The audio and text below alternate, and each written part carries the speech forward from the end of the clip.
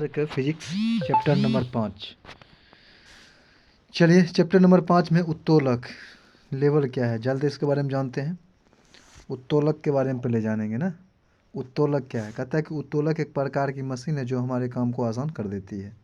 जैसे आप यहाँ देख रहे हैं, एक है फलक्रम यानी कि distance from fulcrum to the resistance, फिर distance from fulcrum to the effort. यानी का कहने का मतलब यही हुआ कि किसी भी उत्तोलक की दक्षता 100% से कम होती है, ठीक ना। उत्तोलक में 3 बिंदु का होना अनिवार्य होता है। पहला लोड यानी कि भार, दूसर का यानी कि फलक्रम जिसको हम क्या बोलते हैं आलम्ब, और लोड को क्या बोलते हैं भार, ठीक ना। और तीसर का है आपका इफोर्ट यानी कि प्रयास या आयास। चलिए इसको बारे में जानते हैं। भार भार वह बिंदु है जहाँ पर वस्तु जहाँ पर वस्तु होती है, और भार हो गया। आलम्ब बिंदु वह है जहाँ पर क्या होता है पेंच लगा होता है, ठीक ना। प्रयास या आयास क्या है, वह बिंदु जहाँ पर बल लगाया जाता है। आप कह सकते हैं कि उत्तोलक के 3 प्रकार होते हैं, प्रथम श्रेणी, द्वितीय श्रेणी और तृतीय श्रेणी के उत्तोलक। आप जानेंगे प्रथम श्रेणी के उत्तोलक के बारे में। इसमें आलम्ब जो होता है ना बीच में रहेगा, बाकी बात कोई नहीं रहेगा, यानी कि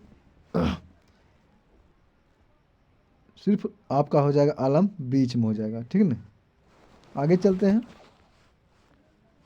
आदर्श मशीन वह मशीन है जो हमारे काम को जो है ना आसान कर देता है, जिसमें कोई जो होता है क्षति नहीं होती है, और आदर्श मशीन की दक्षता जो होता है 100% होती है। बात जान गए। आदर्श मशीन प्रकृति में क्या है, प्रकृति में समय नहीं रहते हैं, प्रकृति में समय नहीं था ना, यही। चले आगे चलते हैं। यहाँ देख लीजिए प्रथम श्रेणी के उत्तोलक क्या है। कहता है कि प्रथम श्रेणी के उत्तोलक के बारे में पहले हम जानेंगे।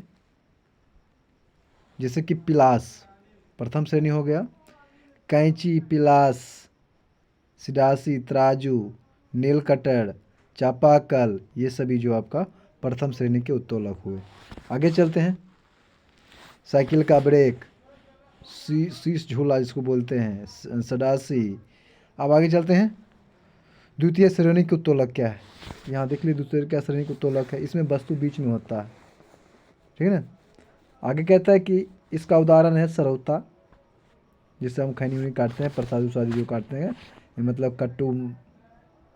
कट्टू काटते हैं, या जो भी जैसे क्या सुपारी काटते हैं, ये सब सरौता। अब आगे खैनी काटने वाला मशीन, ये सब प्रथम श्रेणी दूसर का श्रेणी का उत्तोलक है सरौता, खैनी काटने वाला मशीन, नींबू निचोड़ने वाला मशीन, एक पहिया कूड़ा धोने वाली गाड़ी। आगे है तृतीय श्रेणी के उत्तोलक, यानी कि इसमें जो था प्रयास बिंदु के बीच में रहेगा, बाकी बात कोई नहीं रहेगा। यानी कि आप कह सकते हैं चिमटा, मनुष्य का हाथ, किसान का हल, ये सभी जो है तृतीय श्रेणी के उत्तोलक है। अब आगे है आपका हाथ में तो बेलना, जो भी हो। आगे है ट्रिक, जैसे कि देख लीजिए फिले, पेंच, वस्तु और प्रयास। प्रथम श्रेणी के उत्तोलक, द्वितीय श्रेणी, तृतीय श्रेणी के उत्तोलक के ट्रिक है। आगे कहता है कि तृतीय श्रेणी की उत्तोलक जो होती है, इसका आयास जो होता है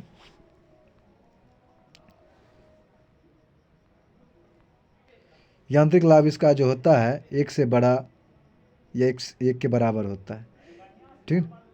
और द्वितीय श्रेणी के उत्तोलक जो होता है द्वितीय श्रेणी के उत्तोलक जो होता है, इसमें जो है इसका आयास जो होता है यांत्रिक लाभ जो होता है 1 से छोटा होता है, यानी 1 से कम होता है, ठीक है। अब आगे तृतीय श्रेणी की उत्तोलक जो होती है, इसमें यांत्रिक लाभ हमेशा 1 से ज़्यादा होता है। आगे चलते हैं। उत्तोलक का सिद्धांत कहता है कि भार गुने भार भुजा बराबर आयास गुने आयास भुजा। आप बोल सकते हैं यांत्रिक लाभ बराबर होता है, यांत्रिक लाभ बराबर होता है भार बटे आयास, यानी कि आयास भुजा और भार भुजा। प्रथम श्रेणी के उत्तोलक का यांत्रिक लाभ सदैव जो होता है 1 से बड़ा या 1 से छोटा तथा 1 के बराबर होता है, तीनों होता है प्रथम श्रेणी के। द्वितीय श्रेणी के उत्तोलक का यांत्रिक लाभ सदैव 1 से बड़ा होता है।